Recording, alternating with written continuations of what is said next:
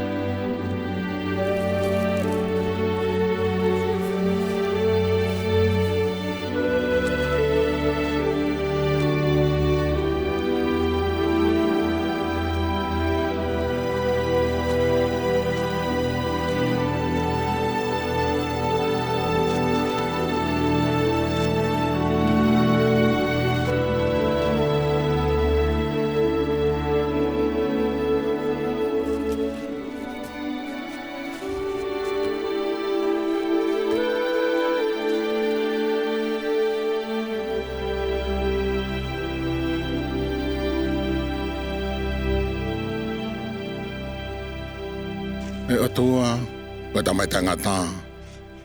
Au makore ki ho afio ke tāpaki mo whatapui ai maani. Ke ngai lau mari o ke nau tolko toa pe e ilo ai. Ke nau ilo i he whamanatu ki o kusino. O whamoni ai ki ho afio e atua ko tamai tangata.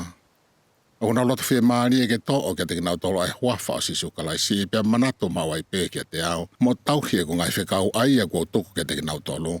Kai uhi ke ia te kinau tol mawai pe hoku lau maari e. Amen. Amen.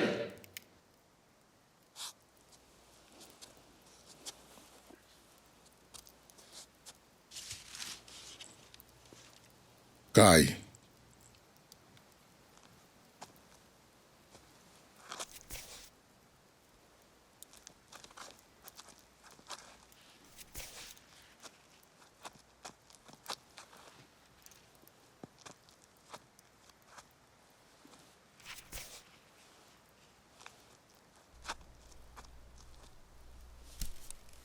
Sai, o atu ke kakai.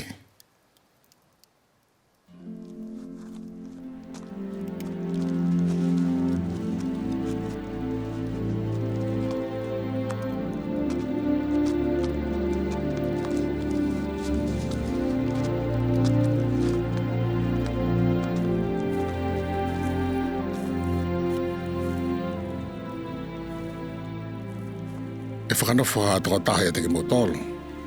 E te tuki a te ia ai malohi ke ne paki ai maa mo tāpaki ia.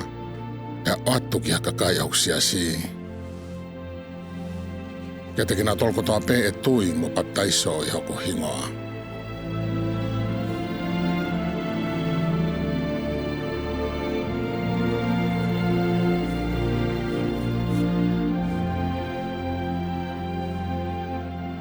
Pea ke mo manatu ke whai ene mawai pe, o hange koe nāku whai.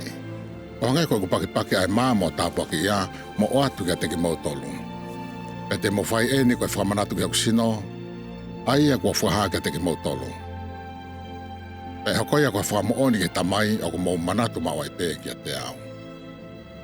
Pe ka pau ku mo manatu mawai pe kia te au, te mo mau haku lau maari eke ne ia teki mau tolu.